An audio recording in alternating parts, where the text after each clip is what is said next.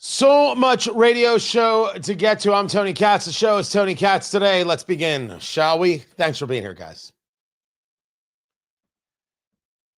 When I say to you that the left wants the violence, I'm saying that there is nothing that shows me that they are doing anything to try and tone down the rhetoric. Now, I will tell you, I have said on this show before that I do not believe that when the right is told you have to tone down the rhetoric, that they have to go, oh, yeah, absolutely, right away. Even though J.D. Vance did say in the presser yesterday that they want to tone down the rhetoric. What I said to the political left is you first. Said it right here on this show. And the reason I said it that way is because none of us are fools. We know how this game is played. You conservative, you Republican, you independent, you moderate, you have to do this and you have to do that, and then everything will be better. You see, the everything will just calm down if ICE would just stop doing its job. Everything would just calm down if Republicans will just do everything we tell them to do. And so you get to a place, you get to a realization that they don't view anybody who disagrees with them as somebody with a political disagreement worthy of discussion. They look at that person as the enemy. Which is going to bring us to the conversation from Melanie Phillips that I forgot to get to yesterday, and I feel really bad about. Tony Katz Today. Good to be with you. Good to be here. Find everything I do at TonyKatz.com. The situation of toning down the rhetoric doesn't come from the left. They don't tone down rhetoric. They amp it up. And in the days since what took place in Minneapolis, and you have this woman, Renee Good, who was shot by ICE, the left has not told the story of what has happened. Oh, gosh, far from it. Oh, hell no, as Holly Bacon would say. What they have done is said, look at how ICE murders people. These are authoritarians. These are violent people. They're fascists. Let's go get them. And ICE, you have crimes against ICE up 1,800%. Attacks on ICE, and specifically the car rammings up 3,300%. That was the data that I saw. You have nonstop attacks on these people. They're being shot at in Dallas. You are seeing in New York, where they have these rallies. And what are these rallies about? About wanting to see Kristi Noem hung. And you say to me, oh, Tony, that's not happening. Like I would come without receipts, boo-boo.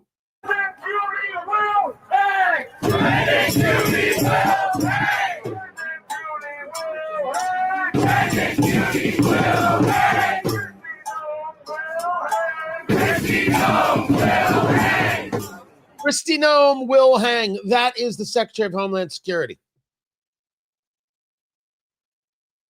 That's what's happening. That is the violence. And there is no one on the left. By the way, while they hold signs, if you could see, if you're watching the live stream, while they hold signs that read ICE kills, there is not a desire on the political left to tone down the rhetoric. There is only the desire to amp it up. I've got Congressman Eric Swalwell now saying, hey, ICE, get the blank out of California.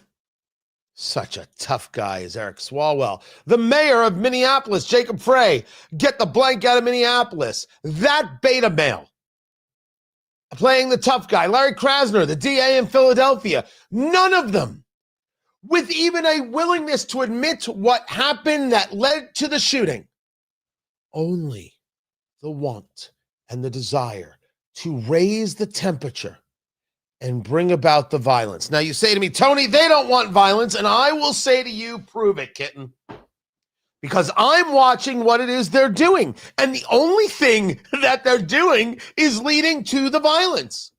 Go ahead. Give me something else. Well, they're just fighting the authoritarianism. They want to hang Kristi Noem. They are attacking ICE agents.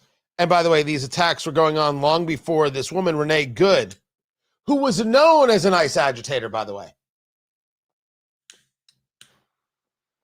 She was known as an agitator. She was understood in that area. The article is at the New York Post. She was there with her spouse, her wife, I guess they're saying. And it was that woman who got out of the car, not in the car with her, and was encouraging her to do this. The two of them, what a team. And it was Renee Good who blocked traffic, and Renee Good who did not listen to the officer when she told to get out of the car. Multiple opportunities to save her own life. She didn't take it. The left wanted this. I know that's an ugly thing to say. It's so awful and so horrific. Look at how they're acting. Look at how they go about engaging. They wanted it. This is exciting to them. This is good. This just proves our point. This is fantastic. This is terrific. Oh, holy hell. This is ugly. And it's not going to stop. Guys, this doesn't stop. The push for the violence. This is the mayor of Minneapolis. Now, producer Landon, you got to be finger on the dump button because I haven't caught all of this yet. Check him out. You tell me. The question being asked, the commentary here, the audio from WCCO in Minneapolis. Well, I think what this does ultimately is expose the truth. What did they say when they came in here? What has this administration stated as their reason for coming into cities around the country? The reason that they've stated, safety, driving down crime. We'll let our statistics speak for the trajectory. They are clearly driving crime up. Up until last night, we hadn't had any shootings in this city other than ICE. Our city is safe. Our city is welcoming. They are making it less so. And so it is a massive issue that they continue to exert their presence in Minneapolis and beyond. By the way, it's not just our city that is feeling the impact. I know that there are a number of legislators behind me that can speak to that.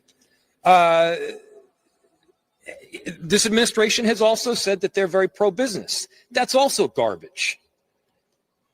I don't have a specific statistic other than anecdotal evidence to point to, but they have had a massive and detrimental impact on a number of corridors throughout our city, including like 80% reductions in customer base along East Lake Street and many other corridors throughout.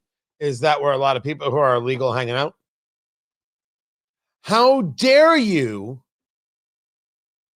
How dare anyone go out there and say we should do something about illegal immigration? We should do something about crime. All across the country, it's all just made up.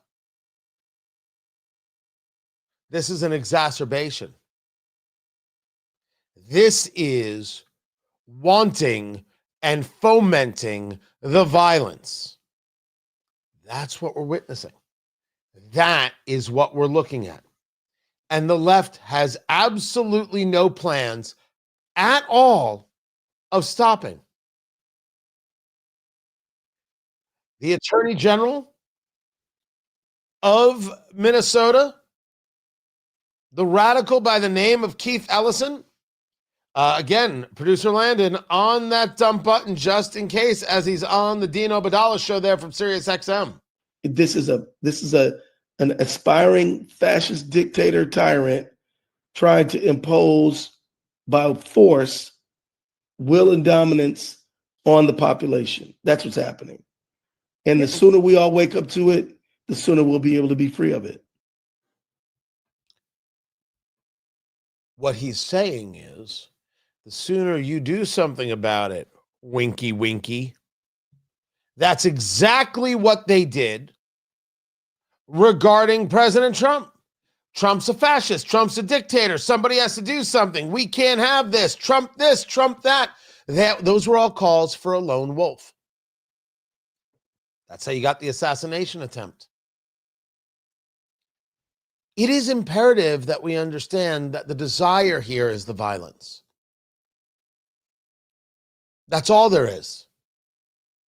And the violence is a tactic utilized to try and get other people to stop doing basic things like, actually prosecute those who are in the country illegally. They will stop if you simply stop existing. Because the ultimate reality is they have no interest in stopping. This is who they are. This is their belief system. This is how their mechanism works. Somebody has to be oppressing someone somewhere. Someone has to be a fascist somewhere in order for them to exist. Because if those things aren't there, let's say, they'd actually have to look at their own ideas and ideology and say, does this work? And when it doesn't work, they never question themselves. They'll say someone is out there not doing the right thing, and that's what's causing all the heartache. As I'll get into in my conversation with Ed Morrissey, the answer for all central planners when a central planning doesn't work is more central planning. Never admitting that central planning doesn't get you anywhere. Rather, we need more government. So when you see the violence, they'll never say, okay, we need to tone it down. No, the answer is we need more violence to make them stop. We have to thwart these people. These people are destructive. These people are fascists. These people are authoritarians. These people dictators. Can't put the toothpaste back in the tube or wherever it is the toothpaste would then go. This is what they want. This is how violent they are. They will look at the attacks on ICE and say, more, faster. And the leadership will say nothing. They're fine with it. They're good with it. But let's make sure we understand what it is that leadership is good with. This is a woman by the name of Britt Hughes. I do not know Britt Hughes, but Britt Hughes made a heck of a point on social media. So I just want to get this straight here. Laken Riley was attacked and assaulted and beaten to death so badly that her skull was caved in and she wasn't even recognizable. Jocelyn Nungaray was 12 years old when she was raped and strangled to death under a bridge. Rachel Morin was also a 37-year-old mom when she was attacked and raped and beaten to death and left beside a jogging trail, all by illegal aliens who shouldn't have even been in this country in the first place. And there were no protests for them. The left didn't care. The media didn't care. Democrats wouldn't even stand up in Congress for their names. But that's outrageously factual. When these things happen, they're not outraged, they're not upset, they're not angered. They have nothing. And they say, let's not solve the problem. They say, how dare you solve the problem? That the idea of admitting there's a problem is the most evil thing. You can't even admit that because that's to be bigoted. We can't have that. Nope. The problem is you Republicans. So illegal immigrants should remain on the streets. The fraud should continue, whether it be from Somali nationals or Americans or anybody else. ICE should not exist. Law enforcement should not exist. And everything somehow will magically be fine. Oh, but you Republicans, you conservatives, re-education camps for the lot of you. And please, it's not me saying it. That is out there from esteemed voices on the left. You think the violence is temporary. I think the violence is the byproduct of years of Marxism that went unchecked, and here we are. The class struggle is about the oppressed and the oppressor. Well, The authoritarian must be the oppressor, and the oppressed is therefore justified in any violent act they take. And since they view everything through that lens, someone somewhere must always be what? The oppressor. And so the violence continues. When I tell you that the left wants this, this is not hyperbole. This is deducing what it is that they have been engaged in, what they have been indoctrinated in, what they have been learning, and what they have taught. This is the result. And we're in it. And the only way out is through. And making sure these people don't win elections, starting with the midterms. I'm Tony Katz. This is Tony Katz Today.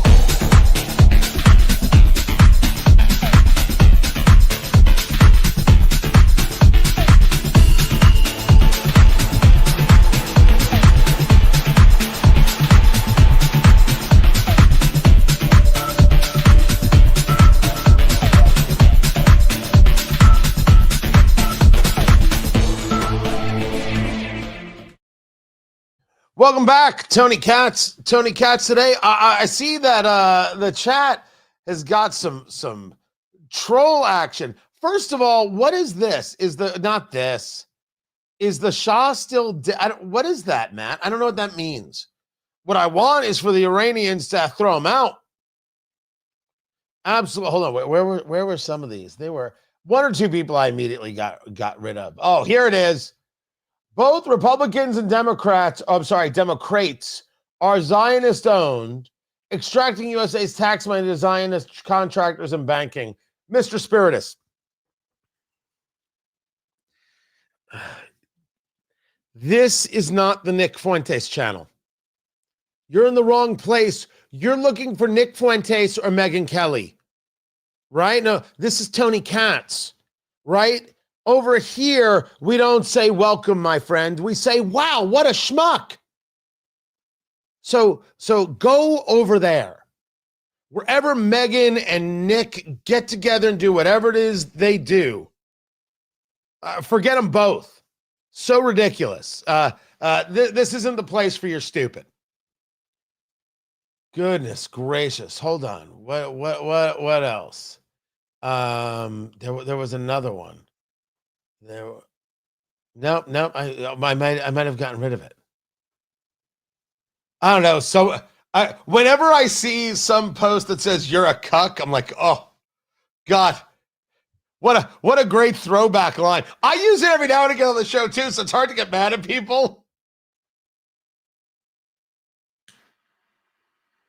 I was like, yeah.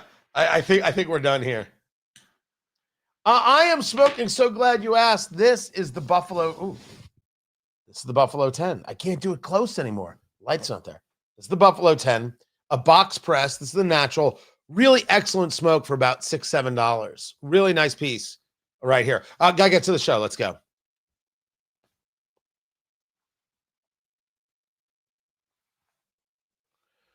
So the jobs report comes out, and I discussed it in depth with Dr. Matt Will, economist at the University of Indianapolis. I'm Tony Katz. The show is Tony Katz Today. You're looking quite hot today, and I wanted you to know it. I wasn't talking to you, producer Landon. The Dow is nearly up 300, at least at this moment. NASDAQ up 190. So it's a question of where it ends up. But it's been kind of up and down because the jobs report came out. And the jobs report stated that we put on 50,000 jobs in December. Well, the estimate was 73,000. And you could argue that that's a miss. But not everybody is fearful. They look at this and say, whoa, maybe there's an opportunity here. And maybe the opportunity is that we could say things are weakening. So what we need to do to make things better is do what? Lower interest rates. And that makes the people there on the Wall Street super happy, and they go, woohoo! I'm assuming that's what they do. And then they're like, let's let the market go up. So that could be it. And then there's Trump on the $200 million worth of bond buying. Yeah. As Dr. Will explains, when you take a first look at this looks like quantitative easing all over again. This looks like the stuff we did during the bailouts. This looks like the stuff that was absolutely part of wrecking the economy. Trump is arguing. And mortgage rates are down, by the way. 30-year fix dropped 22 basis points, 0.22% to 5.99. Funny how it got to that psychological under 6. Isn't that amazing? Isn't that just absolutely amazing that it did that?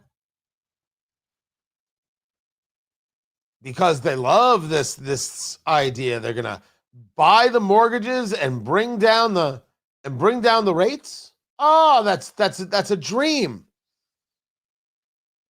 I don't know. No, it's not. It doesn't sound like a dream. It sounds like everything that puts us in the places that we used to be in, that we're somehow going through these old machinations and saying, well, this time it'll work. No, it won't. You want things down. I get it, Mr. President. It takes some time. You know what's keeping prices up a little bit? Tariffs. I mean, it's true. We all know it's true. We don't have to pretend. And yet there are places in the economy that are doing just fantastic. Things are I think things are in the head better for people than they were 2 months ago, which is a really weird thing to say. And I think people want to see the good. They see that there's an opportunity here. And it won't take much over the next 6 months to show some, just a couple of things to turn, and then Trump could say, see, and that's going to help make the midterms happen. Keep it here. It's Tony Katz Today.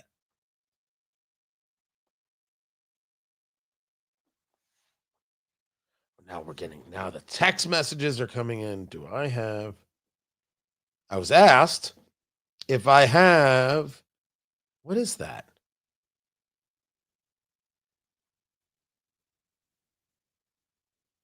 I don't even know what in the, it's something for the grill.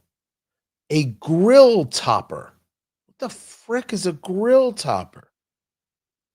Designed to drain fats away and char food without burning. Why would I want to drain the fat away? The fat's delicious. I mean, look at me. It's basically a tray. I guess it's a tray you put on your grill. I don't know. We could try it. Get me one. Cool. I like when people send me little messages.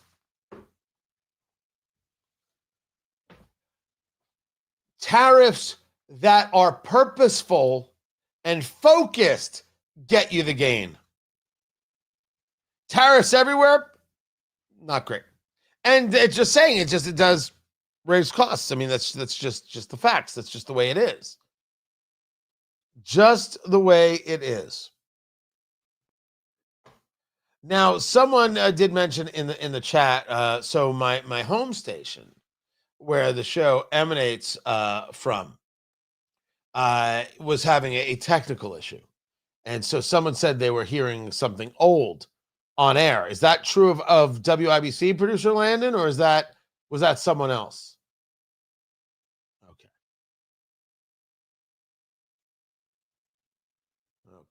Good. I like that. What do I have next? I have that. I had a bunch of stuff. I want to see what we get to next. Hold on a second. Nope, not that. We've got Greenland's talk. And then this whole thing about Tulsi is kind of fascinating. And then we've got that. Okay, yeah, I've got that right there. All right, good. Groovy. Oh, did you hear the Philadelphia sheriff threatening ICE agents? You don't want... Did she actually say you don't want this smoke? Oh, honey.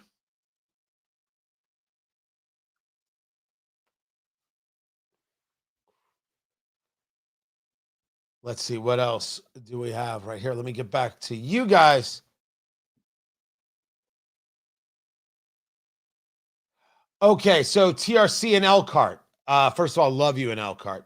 I thought we corrected that and put them on the proper feed. Did we not, producer Landon?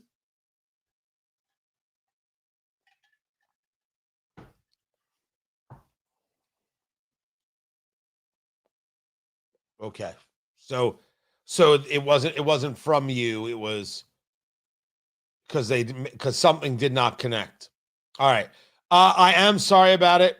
I wish I was the guy in charge of the technical. I know it all comes back to me.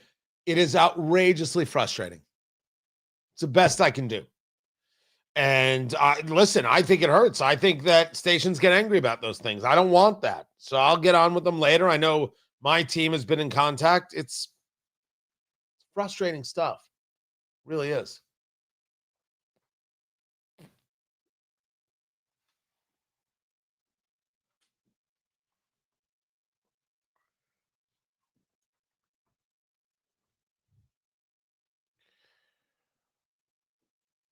What does it mean when JD Vance says, take Trump seriously on Greenland? I don't know. I don't know what I'm supposed to do with that information. Tony Katz today. Good to be here. Good to be with you. JD Vance was excellent yesterday. JD Vance was terrific yesterday in the White House briefing. The only time he, I think, stumbled is when he said of the ICE agent in this shooting that took place in Minneapolis that he had been previously rammed with a car, got 33 stitches, 38 stitches. So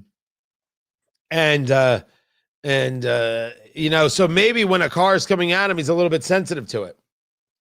You can't say that about ICE agents. They can't be sensitive to anything. They have to be professionals on the job, and you can't use that as an excuse. I would say that to the vice president directly to him. I'm right, and that was just that was not proper. Not only a bad word choice, it's not right. But how media is trying to spin all of this is something that he countered outrageously effectively. And there are moments where JD Vance is outrageously good, and I think there are moments where JD Vance misses. And I think that him in many of his foreign policy conversations, it's not that he isn't, it's not that he is unapologetically America first. Being unapologetically America first is actually quite all right. being foolhardy is not.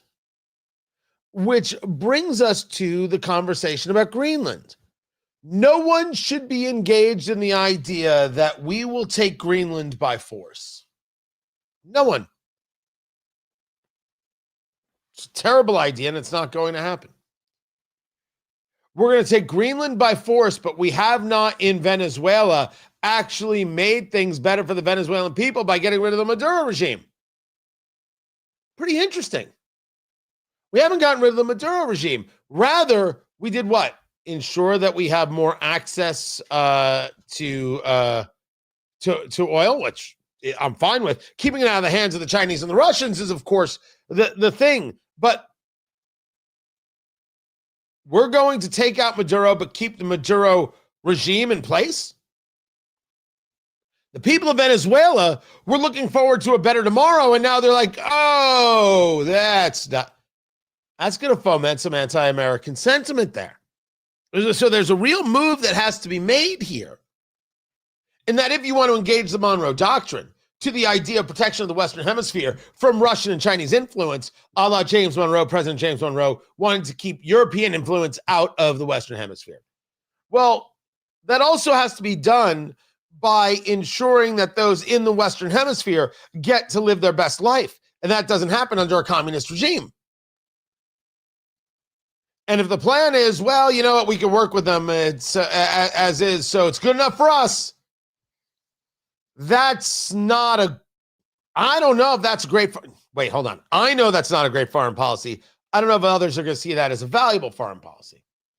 And I don't see how J.D. Vance promoting anything that is half measure as value. And I don't see promoting the idea of we're taking Greenland by force as value.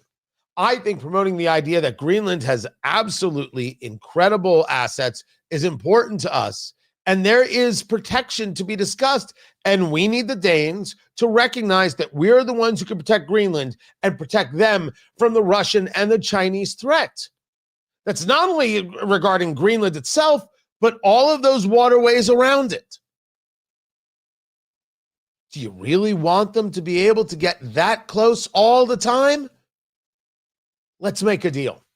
Which is what I always took as the conversation about any military action as. I discussed it on the show that it's just a way of Trump getting the debate going, the negotiation going. And I know it freaks other people out, but it just doesn't, you know, it doesn't move me. Like, I don't get freaked out by it. It freaks other people out. But when I see J.D. Vance engage in these kinds of things, take Trump seriously on Greenland, well, what does that mean? Take him seriously on the idea of a military kind of move? Because no, that's a terrible idea. Let's not do that.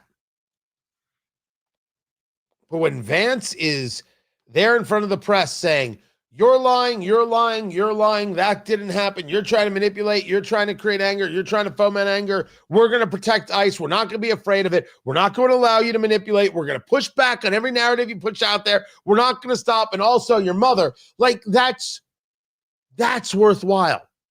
So I do find myself in a bit of frustration with J.D. Vance. But in moving on from him and to other members of the cabinet, someone noticed that when the whole Venezuela conversation took place, and you have the operation that took place, where was Tulsi Gabbard? She's the director of national intelligence. Where was Tulsi Gabbard in this conversation? Well, according to the Wall Street Journal, Trump and Gabbard are not necessarily close. He wanted to limit the amount of people who were involved in the operation. She was not part of it. She was in Hawaii. Am I to believe that the director of national intelligence wasn't given a heads up? Did she learn about this on the news and say, oh my gosh? Part of the issue when Gabbard took the position was the idea that she has her own agenda. And the agenda is not to present the president with everything, but rather the agenda is well, here's how I feel about these things, so I'm only going to present it this one way, which is not something I want from the DNI. I want the DNI, the Director of National Intelligence, presenting the totality. Here's what we've got. Now, if you ask me my opinion, here's what I think it means. What do I think we should do with it would be another question you could ask me.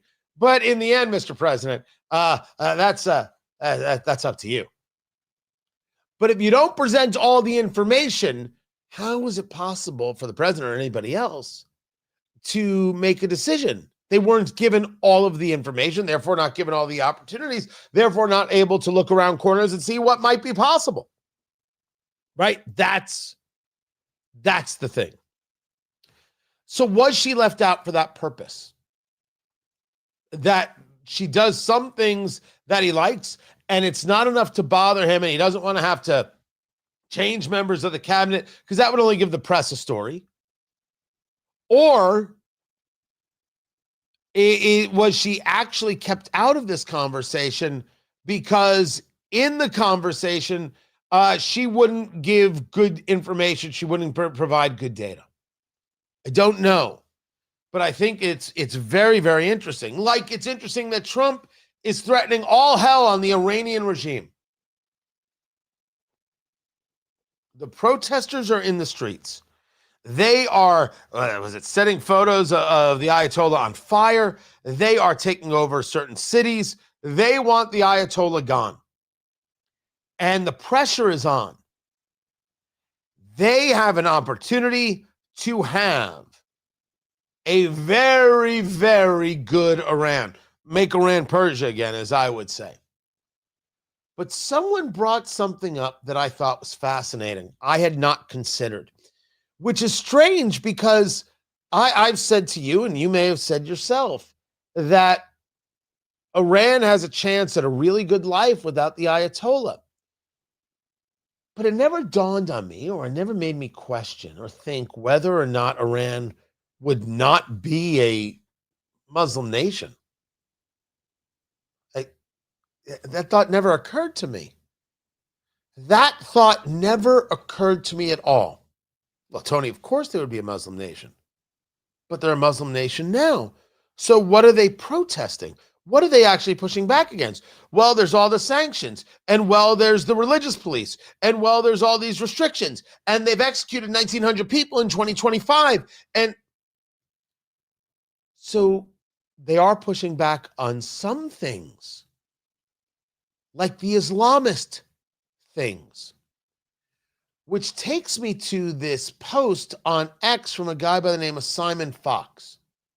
I don't know who Simon Fox is, but I saw the post because it was actually quoted by Monty Pythoner John Cleese. I was like, what is this? Let me read it to you. BBC News is deliberately ignoring the revolution in Iran. Well, we could say that about a lot of news sources. A lot of news sources are so-called news sources, news organizations. They're not sources of anything except dribble. They've been ignoring the story. Why are they ignoring the story? And this is what he asked. And why is that? Why is BBC News ignoring the story? He writes, my guess is they don't want to broadcast the fact that an entire nation is rejecting Islamism. The BBC doesn't want to offend Islamists in the UK and elsewhere. You ever hear something that you have said differently 19 million times, but somebody comes along, no matter who they are, and says it with a succinctness that makes you go, son of a mother! Holy cow, is that smart? Like the minute you hear it, you're like, oh. Let me give you a follow-up to that real quick. This is the UAE, United Arab Emirates. In June of 2025, the UAE Ministry of Education removed all British universities from its approved list for government scholarships, citing risks of Islamist radicalization linked to the Muslim Brotherhood. So the UAE won't allow citizens to study in British universities for fear of being radicalized by the Muslim Brotherhood Islamists on those campuses. That's two. What I have a friend. One is a coincidence. Two is a data point. Three is a trend. He'll text me. He'll remind me what it is. Are we seeing, for the first time that I can note, a recognition that a reformation is necessary in Islam, which we've discussed here?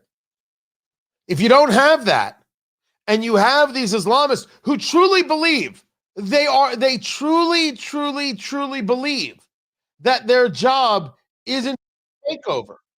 This is just one of many posts that exists out there from these Islamists on social media and other places.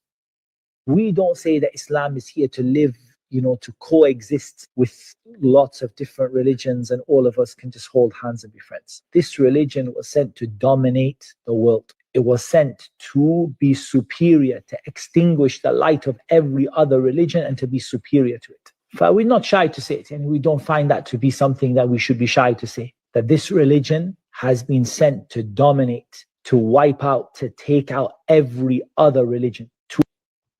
Well, sounds like a religion of peace to me. Are we seeing a recognition that you cannot coexist with the Islamists, you cannot have the Islamists, and we are seeing news organizations refuse to report on what's happening in Iran because they don't want to upset the Islamists? There's so much truth in that. My God, well said. Keep it here. I'm Tony Katz. This is Tony Katz Today.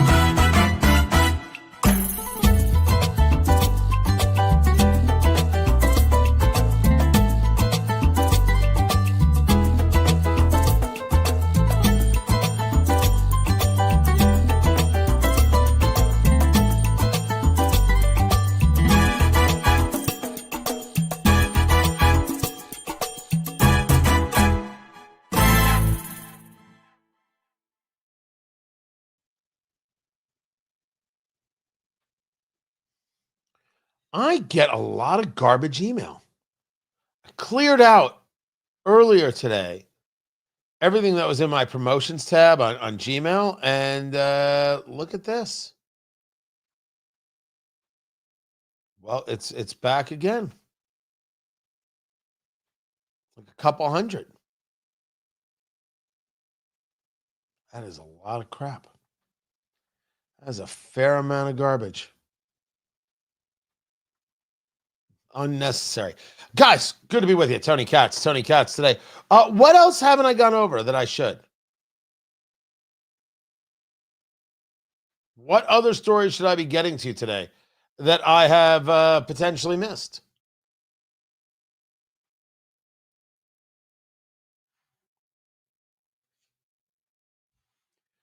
Oh, do you want to do that story?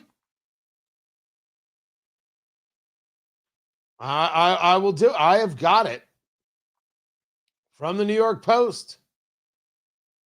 So weird. Let me see if I can pull this up right here. Did you guys hear the whole Representative Ocasio-Cortez accusing Fox host Jesse Waters of sexual harassment? These people.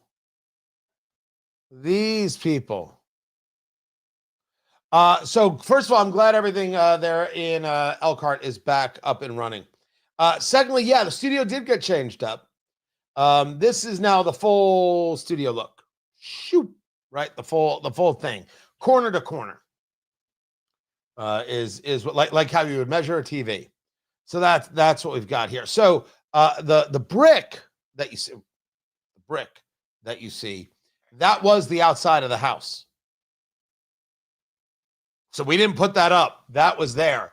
That is not all of it, but the same brick company that was used for the original track of the Indianapolis 500. So I have it's not every place. The name of the brick company on some bricks around, not in here. That'd be cool if it was in here. It's not. And so that's then built the whole studio around it. So yes, it is a new look. And when you're up there in Elkhart, tell John Zimney he's a good man.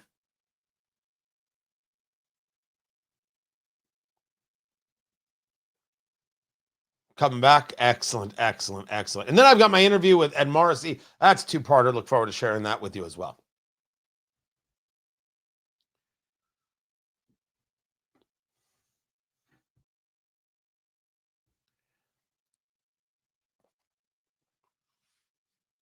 So I'd asked producer Landon, what should we be discussing next? And he said, well, what about Representative Ocasio-Cortez accusing Jesse Waters of sexual harassment? And I said, oh, yeah, that is insane. Tony Katz today. Good to be with you. Did you not hear this? This happened. No. Jesse Waters didn't do anything wrong. I've never met Jesse. I've never worked with Jesse. Nothing. But she actually accused him of harassment, and it was caught on video in terms of the questions that were asked of Ocasio-Cortez. Here.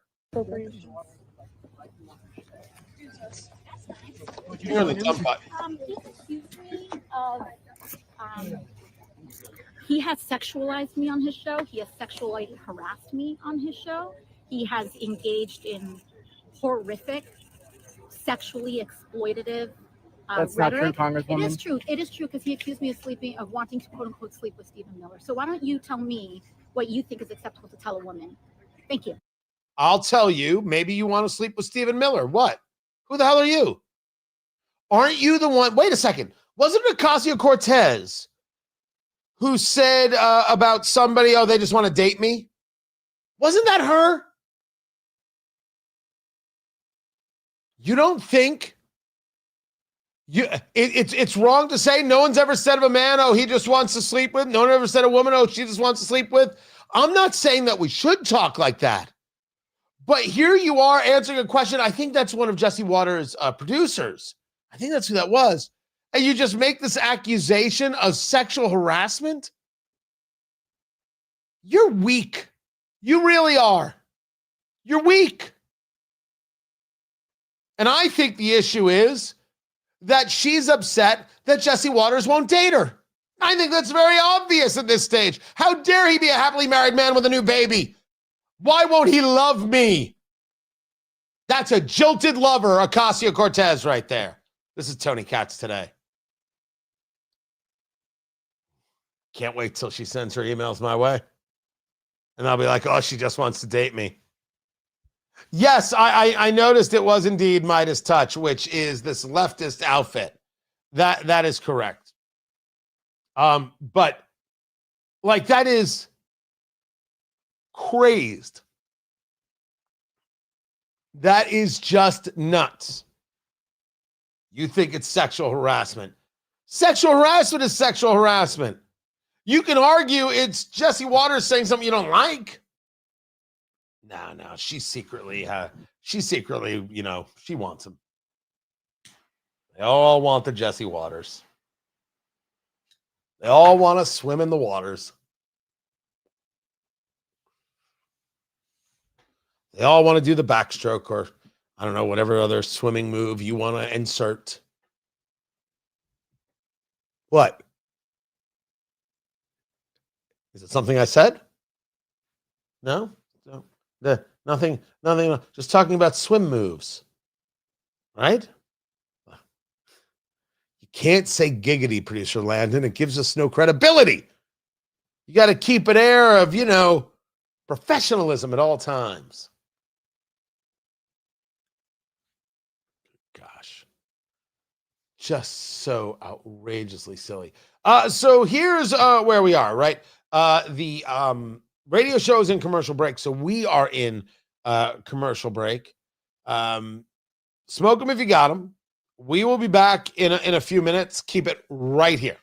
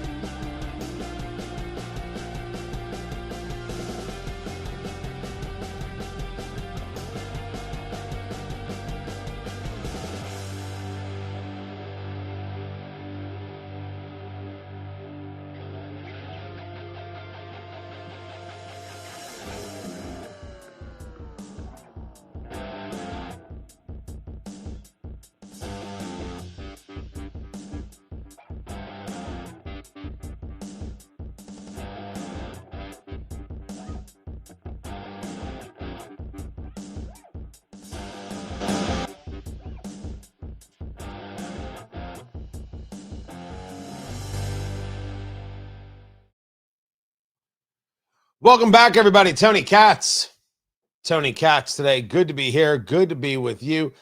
Spoke with Ed Morrissey earlier from hotair.com, and we're going to see if I can do this.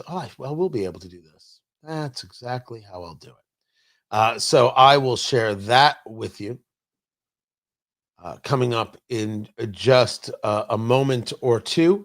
Appreciate everybody who subscribed to the channel. We have had, right, well, I have a smaller YouTube channel, right? Because really, well, I've had it for forever. I don't think I ever played it well, planned it well, engaged with it well. And part of my reality is that I always liked just being a radio host. I didn't want to play in the digital spaces. And then you're like, okay, I'm too late to play in the digital spaces. How in the world does this get done? And you after months of study, there's no trick. It doesn't exist. Go do the stuff, keep doing the stuff, do the stuff well, do it again. And that's what we've been doing. And we have just been doing great in the world of subscribers. Views slowly, like we have smaller numbers, but they're ticking up and they're moving in the right direction. And so many people are so afraid to be patient. They expect, well, if you don't have 50 million people, you're not a success. And do you rank yourself based on other people's view of success or your own? It's working. We're getting there bit by bit and piece by piece. And so I want to thank you guys for that. Also, thank you for getting your tickets. Trump 1 year later, the highs, the lows, how we win the midterms. You're going to have some incredible bourbon, really fantastic, and the food, and we're going to laugh. It's going to be such an incredible night. Tickets.tonykatz.com. And yes, because we have so many sponsors, we've been able to discount the tickets. So if you already have tickets, you're going to get some extras. Don't worry. You're going to get your money's worth. Right now, get your tickets. Make it happen. I want to see everybody there. I want a room of 19 million people. Okay, we don't have 19 million tickets. I want to see a room. I want to see everybody there because their blueprint exists for winning the midterms. It does. And I am going to bring it to you. Cannot wait. So I hope to see you there. Show's about to begin.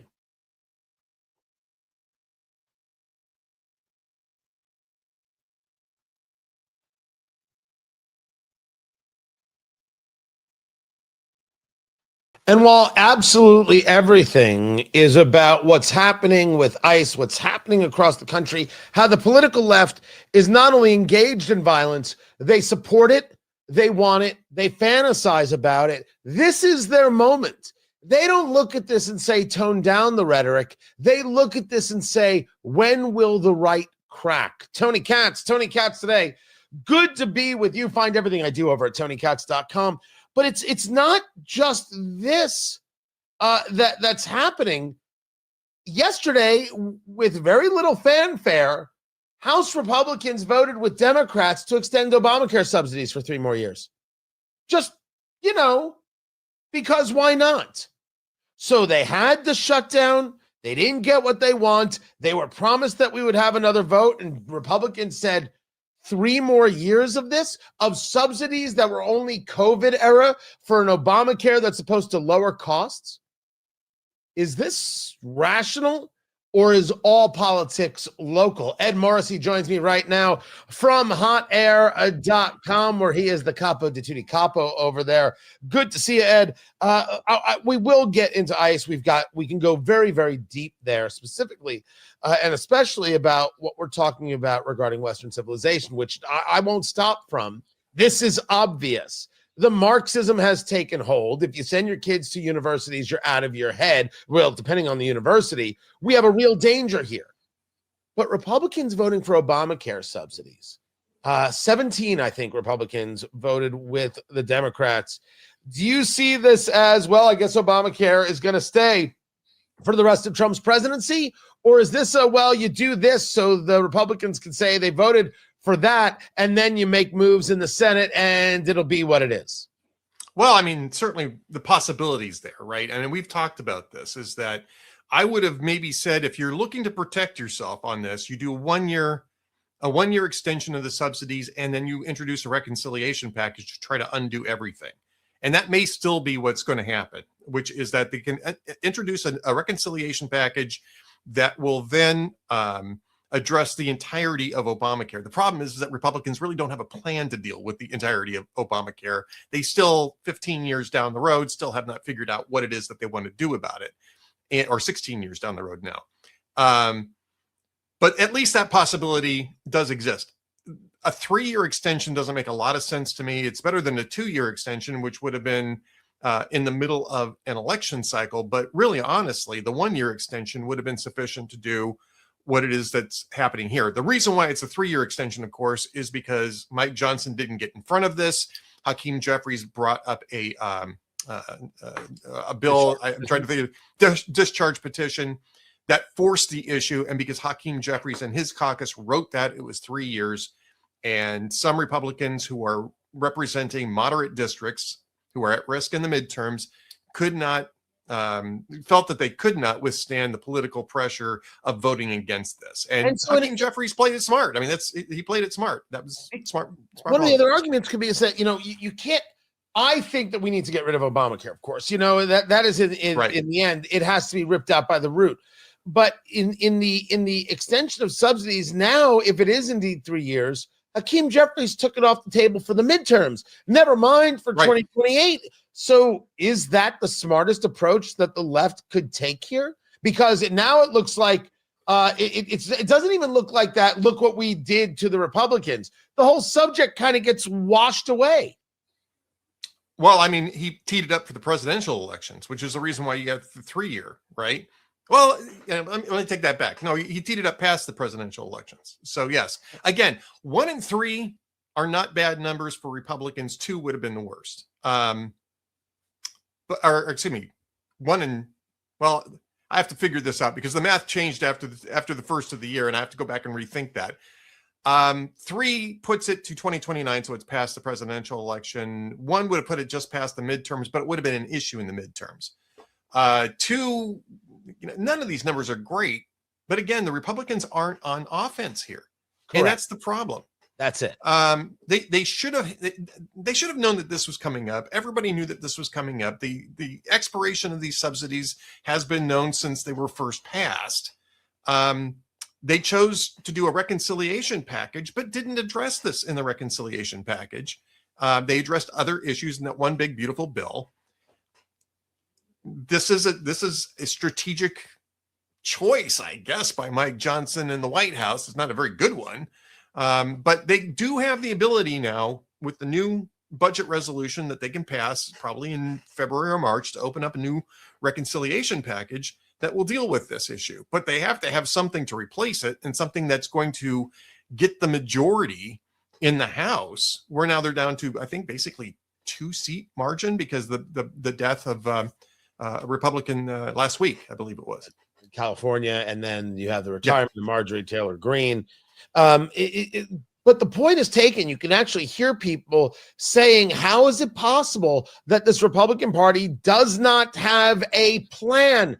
Nothing, ungat, on the subject of Obamacare. How many years does it take to engage your strategery in order to be able to say, this sucks, this is better, we're going to go do this, and do it quick, do it fast. You've got the leadership, you've got the control of the House and the Senate, boom, get it done, and still nothing. And this is the frustration point.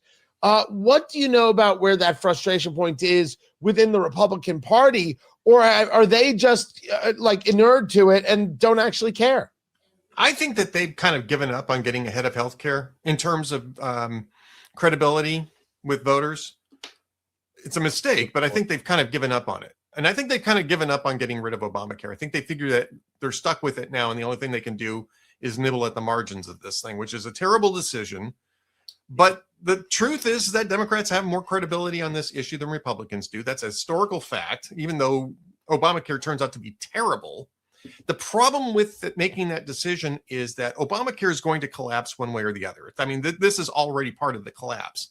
And the only option at the end of that kind of a collapse is Medicare for all, where you basically adopt socialized medicine, you nationalize the healthcare system.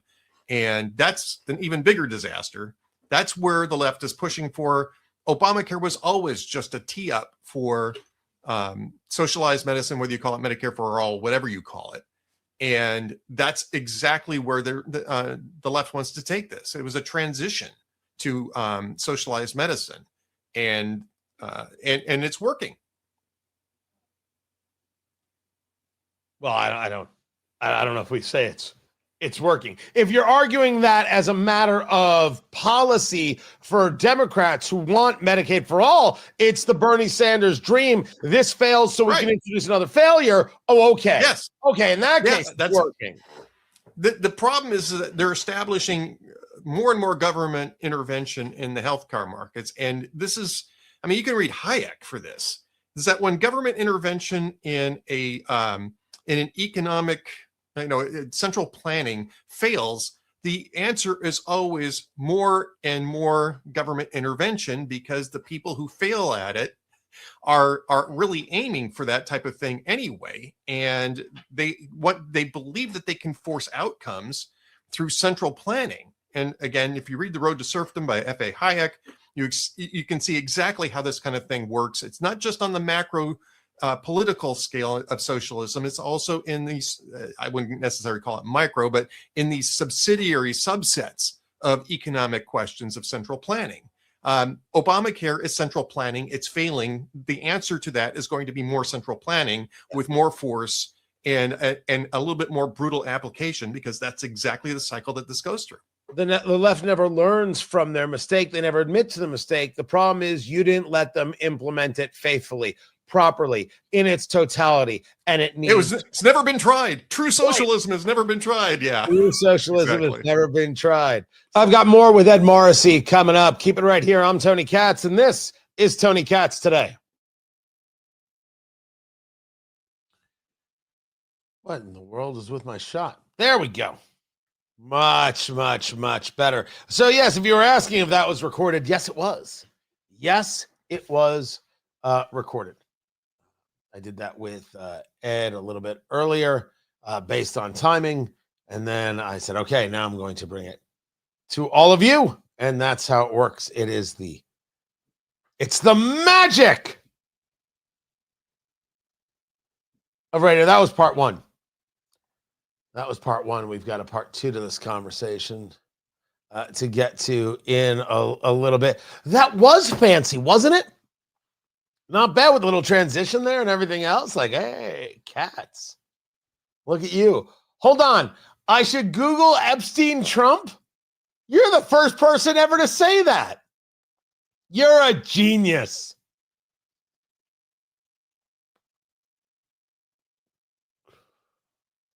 Hold on. Wow, that is not nice. I won't even say that. That is not nice. You're telling this guy who said Google Epstein Trump that now you should Google your mom, you porn and your mom. That is really not nice to say, Indie Andy. Everybody knows that if you look at you porn, the only thing you'll see is his mom. You don't have to Google it. I mean, it's so rude. It's so rude, Andy.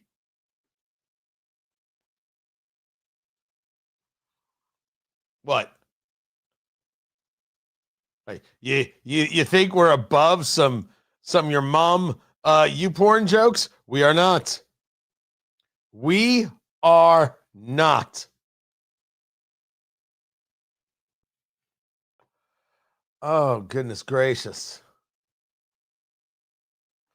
All right, let me see where we're at, what I want to get to. All right, there's that.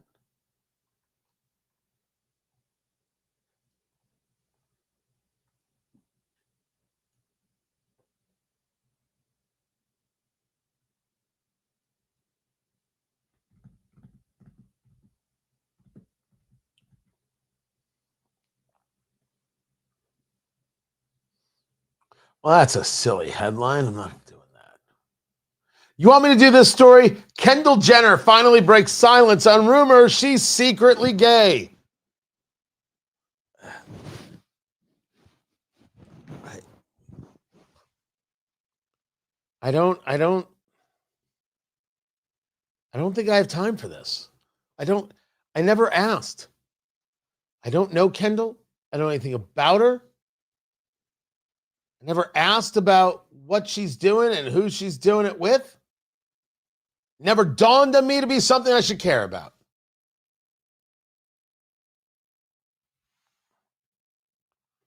Not at all.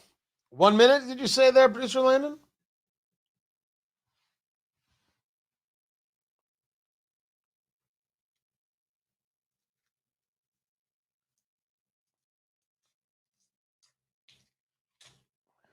Go.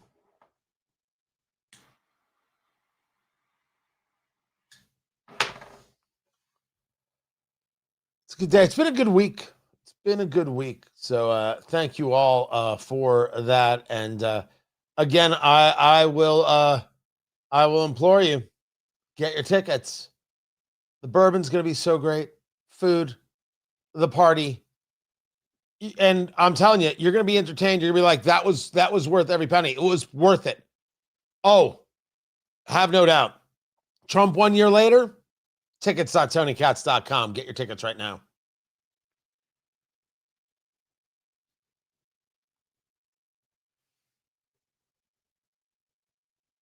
Well, when News Nation investigates, the impact can be swift and dramatic. We saw that today as shockwaves reverberated in part from a News Nation exclusive we brought you last night. We told you about how a small community in Maine alleges that money for mass shooting victims instead went to a Somali-linked nonprofit. Okay, this is getting insane. Tony Katz today. Good to be here. Good to be with you. Hope you'll join me January 24th. Trump 1 year later. The highs, the lows, how we win the midterms. 3 bourbons to try. The food's going to be incredible. I'm going to walk you through Trump's last year, how this plays for the midterms, how the midterms are totally winnable. I have got the plan. I have got the layout. I'm telling you this can happen. Join some great people downtown Indianapolis. Come join us. Tickets.tonykatz.com. Tickets.tonykatz.com. Get your tickets now while the discount is on. The VIP is sold out. That's sold out, but there are still general admission tickets. Tickets.tonykatz.com. Not a bad seat in the place. Hyatt Regency, downtown Indianapolis. Join me January 24th. Tickets.tonykatz.com. This is Maine. The reporting there from News Nation. They're raising money to help victims of a shooting, and it ends up in the pockets of Somali nationals and people who hail from Somalia. And when people say, well, you can't talk that way about Somalians, I can notice something's happening. In Minnesota, in Maine, where did everybody learn to game the system so well? This is unbelievable. Every time you see the gaming of the system, everybody else is like, what am I being such a schmuck working for? Listen to this story. Well, tonight, less than 24 hours after our report aired, Lewiston City Council member Iman Osman, who is a Somali refugee, is stepping down. He didn't give a reason, but News Nation has learned his nonprofit was one of dozens that received some of that money raised for these shooting victims. Not only that, it turns out Osman has 2 felony gun charges and faked his address. News Nation investigative correspondent Rich McHugh has been digging into this and joins me now. You broke this news last night. How did this unfold today? It's been wild, Elizabeth, and it's still actually unfolding. There's an emergency city council meeting happening right now in the building behind me. They're trying to figure out what exactly to do. So just to reset, the Lewiston had one of the worst mass shootings in our country's history. The country rallied behind, raised a bunch of money, over $6 million. There was the Maine Community Foundation. They promised everybody that all of the monies were going to go to the victims and their families. Well, it turns out that about 30%, 1.9 million, went not to the families and victims, but went to nonprofits. And we found that at least 9 of them were immigrant focused. At least 7 of them were Somali linked nonprofits. Now, I can't make it up. And if you want to call me a xenophobe or a bigot or a racist, first of all, secondly, it's the news. It's right there. Good Lord. Man, People, how do they learn to manipulate the system? And listen to how they did it. One of those nonprofits is the Lewiston Auburn Youth Network. They received $65,000. The Somali man who runs it, Imam Osman, sworn in as city councilor this week. He stepped down this morning. And so we've done some digging. He's facing felony gun charges. He has pled not guilty to that. He ran for city council here using an address that is a condemned chicken restaurant. I went there and looked inside earlier. There's a picture of it. There's a picture. It's called Fast Wicked Chicken.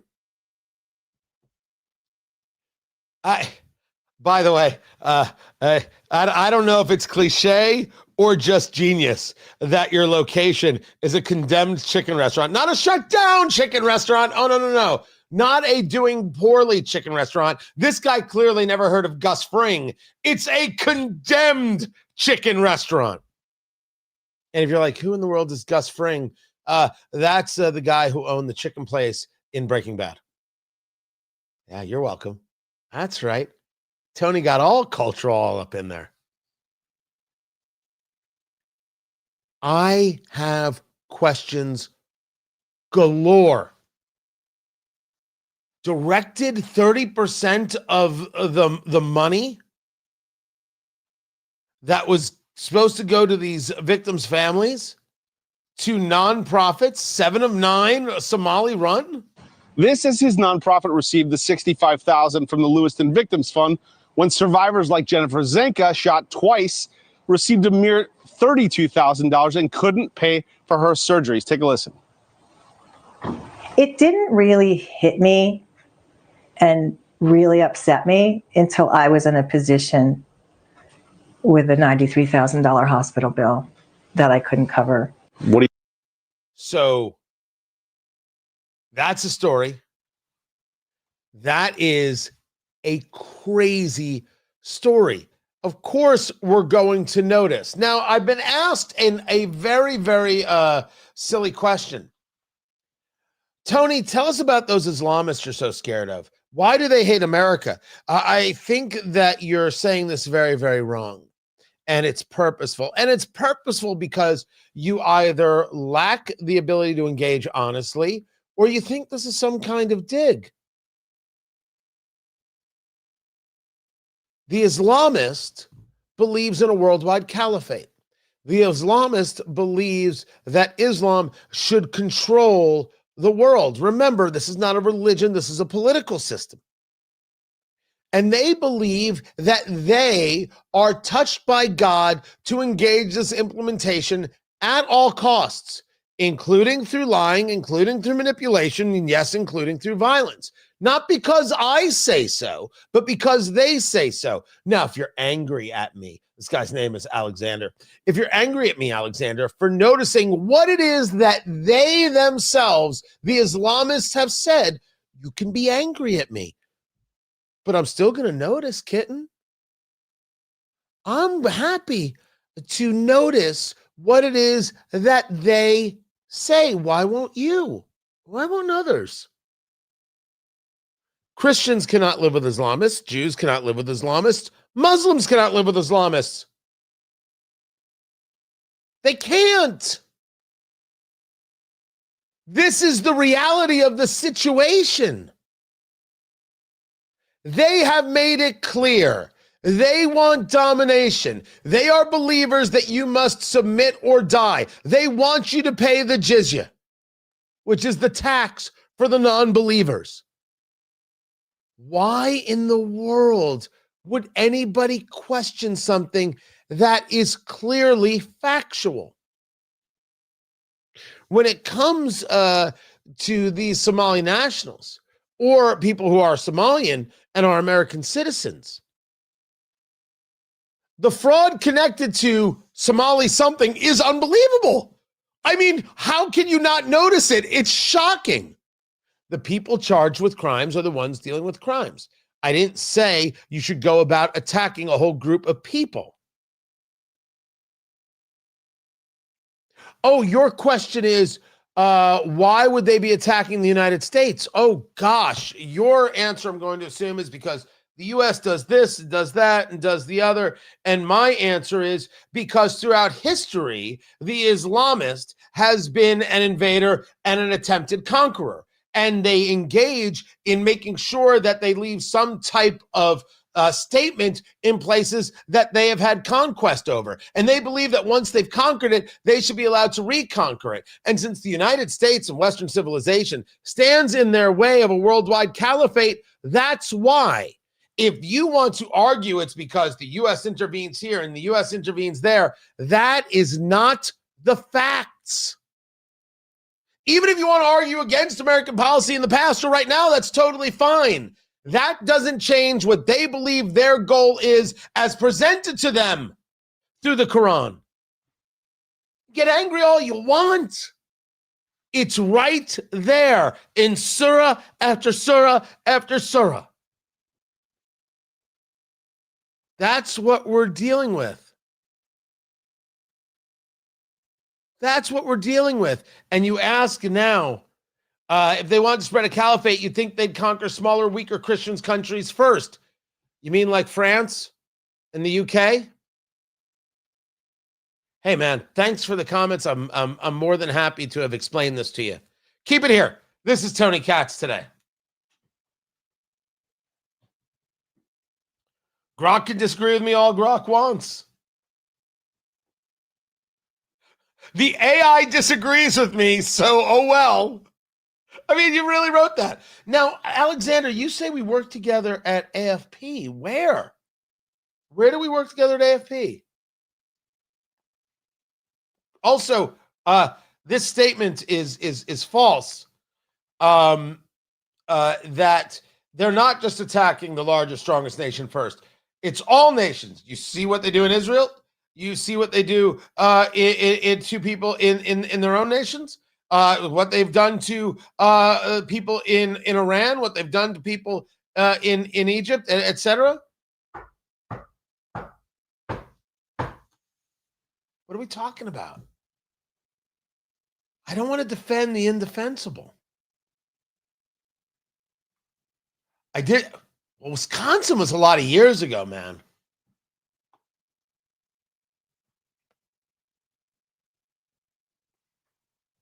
You worked with Grover? I never worked. So I did stuff for AFP. I never was an employee of AFP. And I never worked for ATR, Americans for Tax Reform. I did that oh my God. When Romney lost the election, we were doing, I forgot who had us in. We did a live stream. So then the set we created was so awesome. We did a live stream at Americans for Tax Reform when he lost. And to watch that place empty out, we had people coming in on Skype and the team that we had, it was unbelievable. It was so cool. And then it didn't work out well. It did not go well. Now, is it true? The number one spokesman for Islamists is Tucker Carlson. I don't want to. I've got plenty to say about Tucker, but not necessarily that. But there was this report that there is nothing airing on Iranian television. The internet's not working because of the protests. Excuse me, a whole bunch of things. But they're running interviews that Tucker Carlson has done. Is that actually true? Like, I saw it a couple times on social. I'm like, I don't know if I can buy into that. Just because they say it doesn't make it factual. It just doesn't. You know, that's always important to remember. So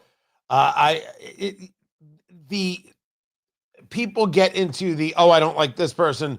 I don't like that person. And then you kind of lose touch with, well, wait, did something happen or not? You're like, oh, I don't like them, so therefore this absolutely happened. You don't know that. You don't know it. So you gotta sometimes when you see something, take it with a a grain of salt. All right, we're coming back, and I'm going to give you part 2 of my conversation with Ed Morrissey over there at hotair.com. Guys, stay right where you are.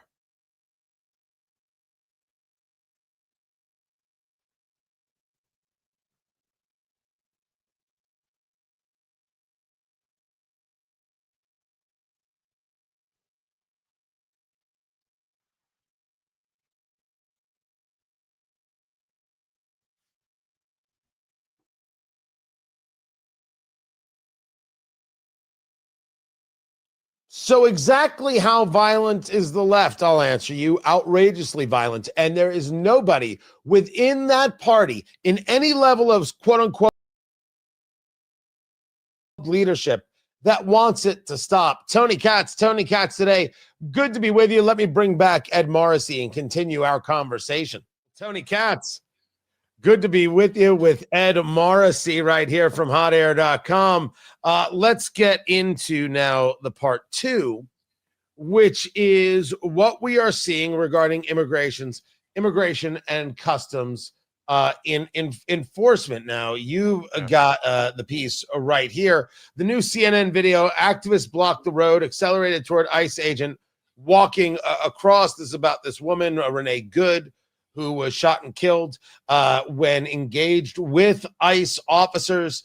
She is the one who was in her car blocking the roadway. She is the one who did not listen to ICE agents when she was ordered out of the car. She then backed up. The wheel spun when she started going forward. She started going forward and turning to the right. Shots were fired. She was killed. The leftists want to call ICE agents murderers. They don't even want to know what happened. They don't want you to know what happened with the story. They just want to scream murder. So does Alexandria Ocasio-Cortez. So does Eric Swalwell. So does the tough guy, mayor of Minneapolis, Jacob Frey. All they want to do is scream murder. And then you had another incident with ICE in Portland, Oregon. You're seeing ICE agents being rammed by cars, being blocked in by other people, their vehicles, all the time.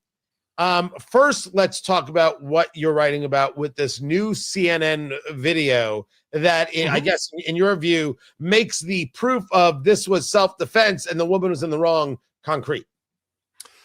So what this shows is some things that we had been told, but the previous videos were very short, right? So you didn't see the context of everything that happened. This woman pulled up and parked normally on the street. And this, by the way, this video is coming from a residential surveillance system that CNN acquired. And, you know, kudos to CNN for actually running this because they didn't have to, but they did. It's about a 4-minute long clip. You see the car pull up normally, park normally. A woman gets out who is very likely, if not obviously, the driver's wife, who was known to be on scene and filming this for social media output, and then repark the car perpendicular to the curb so that it obstructs the street, at least partly obstructs the street. Now, there's an ICE operation going on there, and you mentioned this.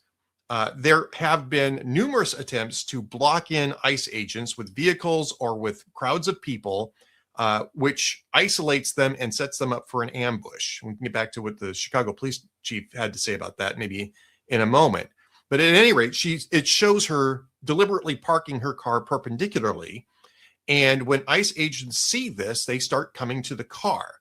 And we know from other videos that they're trying to tell her to get out of the car because she's obstructing, a law enforcement operation, which is a crime, rather than get out of the car, which is what she's supposed to do. This is it's a legal order and she's supposed to comply with it. She accelerates and she's driving towards an officer. And this video shows that the officer was just crossing in front of the car at the time, probably to support one of his partners at the driver's side door. She accelerates toward the guy. I'm still not clear whether or not he was actually physically struck, but that is assault with a deadly weapon. And considering the context of the potential ambush and everything else that was going on that day, there is certainly a reasonable fear that this person was trying to hit and run over this law enforcement agent, who pulls out his weapon and fires, I believe, 3 shots, at least one of which hit the driver and killed her. Shot. And so this makes it clear that this isn't just, oh, they just happened to pull somebody over randomly and then shot her. She was being asked to get out of the car because she was obstructing the street in this operation, and it looked like an ambush, or at least the start of an ambush. And it's not the first time that ICE agents have had to deal with that sort of thing. So I think it's very interesting context. Again, there's going to be tons of video. Tom Homan made this point to CBS News, said, I'm not going to reach a conclusion on this because there's going to be tons of video that I'm going to have to look at in order to conclude what happened here. But it does show the entire context of, or at least the entire sequence of what happened there. It's a very deliberate attempt to interfere with ICE operations. That in itself is at least a misdemeanor. It's a obstruction of law enforcement. That's at least a misdemeanor. And there's certainly a justification for asking the woman to step out of the car to determine what it was that her intentions were. She could have chosen differently at many different steps, right? She could have chosen to not block the street. She could have just been there as an observer, and that would have been legal. Stay on the sidewalk, pull out your phone. You can videotape all you like from there. That's legal. She could have left the scene. She could have stepped out of the car when law enforcement gave her a legal order to do so. Instead, she chose to try to flee and hit an officer, or at least look like she was trying to hit an officer. That's a choice, and she suffered the consequences of it. This is the point. Talking to Ed Morrissey of hotair.com, Ed Morrissey, Morrissey on the Twitter X, if you want to follow him, and you should. That first, we have the left unwilling to tell the whole story. You had Chris Hayes on with Stephen Colbert. You have Rachel Maddow on with Jimmy Kimmel, where Rachel Maddow is actually having a conversation. Well, they tell us that if 3.5% of a population rises up against an authoritarian dictator, that authoritarian dictator falls. 3.5% of the country, if they rise up against an authoritarian, then that person falls. They are still pushing for the violence, and this is the story. They don't tell you what happened. We are at the place, Ed, and I think everybody knows this, but as we have to be engaging it in full. The response to this was not, whoa, everybody needs to calm down. It was ICE are murderers, ICE are fascists, ICE are authoritarians, attack ICE more, go after ICE more. Let's post more videos of people blocking ICE agents in and laughing. Let's post more videos of this 60-some-odd-year-old woman screaming hysterically at ICE agents with her sign, "Shoot me." I don't know if you saw that video. No, I didn't see that. It's maddening, and I could go into an entire rant about liberal white women, but this is bigger. This is stronger. The left as a party is encouraging the violence. You had Jacob Frey, the mayor of Minneapolis, tell ICE, get the blank out of ICE. Then you have Eric Swalwell, the congressman from California, telling ICE, get the blank out of California. Me personally, I want Swalwell just to stay the blank out of Chinese spies. That would make me much happier. But you have... Might make the Chinese spy happier, too, actually. I mean, let's face it. It might have made the Chinese spy happier, too. So, yes. Okay. The clear story here is that there is no desire to reduce temperature. The only desire is to increase temperature. And the only way this goes, this increased temperature, is more violence, is more destruction. This is proof that the Marxism is at play here. It has taken hold, and the party doesn't actually have any connection to a Democrat party. That's over. This is a progressive party. This is a Marxist-run party. If we want to talk about who won in relationship to the Obamacare conversation, it's Bernie Sanders who has won this thing overall. I agree. And we are here. And the party must be prepared to address the Republicans, independents, moderates, Americans, rational people, etc., have to be prepared for the fact that the violence is going to be taught in schools and the violence is going to be perpetrated on the streets. And the media is going to look at the violent people as heroes and the people saying, leave me alone, as the villains. How is this countered? Well, first off, I agree with you. And I want to just make a distinction here, too, because we've always had people shooting their mouths off, right, about about police in general and all sorts of different things. In this case, though, you had the governor of the state and the mayor of the city that were talking about going to war with the federal government, that the federal government didn't have any jurisdiction in their state and in their city, and trying to gin up outrage in the immediate aftermath of this shooting, trying to generate a riot in a place that famously touched off riots across the United States 6 years ago, a little less than 6 years ago. Then apparently somebody must have whispered into Tim Walz's ear about the Insurrection Act and Donald Trump's very likely decision to invoke it if Tim Walz kept talking about going to war with the with ICE agents using the state National Guard. Because then Walz got up and said, "Okay, don't do anything. Don't do anything. Don't give him an excuse to invoke the Insurrection Act, because the Insurrection Act is something that Trump has basically plenary authority to invoke." And Tim Walz was basically declaring a rebellion by saying that the state was, or at least intimating that the state was going to go to war against the federal government by blocking federal agents from enforcing federal law in the state of Minnesota. I mean, it's different when officials do this than it is when just loudmouths on social media or on street corners do it. That's the difference in this case now. Before we go any further, it since it is everyone, it is politicos, and it is those in the media, whether they be on the so-called news side, as if you want to argue that MS Now or Ms. Now is actually I call it M Snow. I call it M Snow. I love their ad where they were all the white women were talking about how they were fighting for civil rights, and they had the actors of color doing the chin stroking and nodding their heads. I call it M Snow, and that is the way I'm always going to refer to that channel from this point forward. M Snow. You've got the so-called news, the so-called journalists. You have the late night TV. You have the politicos, all in concert, pushing for, advocating for, supporting, and not condemning violence. Yep. Therefore, the violence becomes the standard and the norm.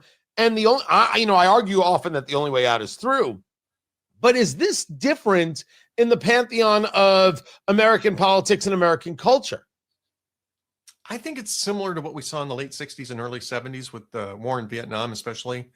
It calmed down after the war was over, but we were seeing this type of radical stuff even from politicians in that period of time. And I've talked with people who were adults who passed through that era. I was a kid, and so I have at least some recollection of this era, but not in depth and sophisticated. I've read about it since then, so I understand it, but I didn't necessarily live through it as an adult.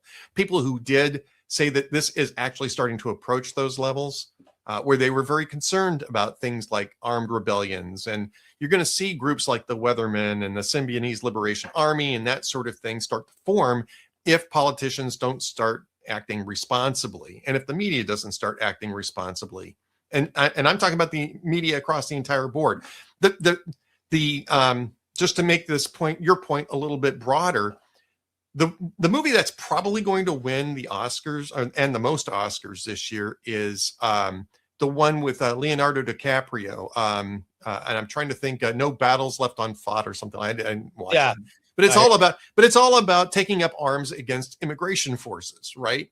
And I mean, that's fine for a movie, but that's the type of thing that the media culture is celebrating, is this insurrection type of, the La Revolution type of, culture. So yes, it's bad. I don't know if it's as bad as it was in the late 60s and early 70s, but it's bad. And until people start gaining some perspective on what it means to responsibly govern a constitutional republic, it's not going to get better. And until people start paying political prices for this type of thing, you're going to see it continue to escalate. And unfortunately, people like Renee Good are going to be the cannon fodder that ends up dying so that people can continue to fundraise and gin up more outrage. This is a woman who was manipulated at some level, was manipulated by a bunch of people who were demagoguing immigration enforcement. And that's Tim Walz, that's Jacob Frey, that's Alexandria Ocasio-Cortez. It's basically most of the Democrat Party leadership, and voices like John Fetterman are few and far between on that side of the aisle. Yes.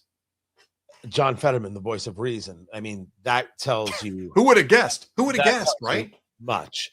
Ed Morrissey, hotair.com. Listen, I believe the midterms are winnable for the Republicans, but we'll get into that another time. I'll be doing having that conversation January 24th. Tickets.tonykatz.com. Get your tickets. It's going to be an incredible event with the bourbon and everything else. Ed Morrissey, hotair.com. I appreciate you. More is coming up. I'm Tony Katz, and this is Tony Katz Today.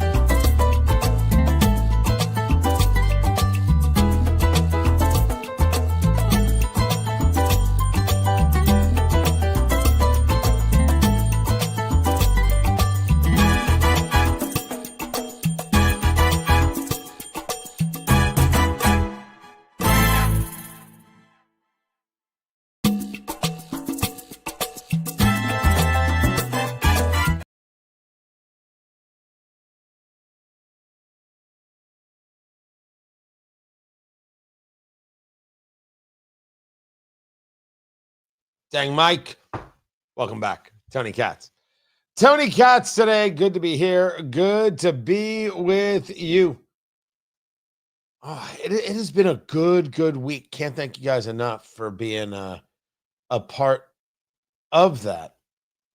And as I was saying earlier, everything is moving in the right direction. Really do appreciate the help and the support in everything there. And it's been terrific. It has been absolutely terrific. I wonder sometimes if you know, radio works well for me, and radio does me well. For all the people that are doing it just online, just in whether it's streaming or podcast, how many of them, right? You've got people who were already famous, right? So, don't count those. How many of them are able to build an audience that, and so this is a business question, that allows them to feed their family, right? And so now you're somebody who's viewing the content. Exactly how many of these places can you be a supporter? I don't know how that one is sustainable, except it's amazing. Now, of course, I'm leaving out if you're building your channels right, and there's sponsorship within the channels and everything else, right? The opportunities there, and I'm just there must come a moment of it stops, right? There has to come a moment of there are just no other people I can subscribe to. There are no other places I can belong to. So that is always the question. But and I don't look. I'm not one of the guys looks to the walking away. I'm trying to do something now. Will it work? Won't it work? It's always a great question. But I think people look to the digital because they're either going to walk away from radio or they weren't able to get the radio gig because there are only so many, right? And I know I'm such a lowlife. I have 2, 3. But it's I do wonder that. I am curious about that. How many get are able to create an actual life?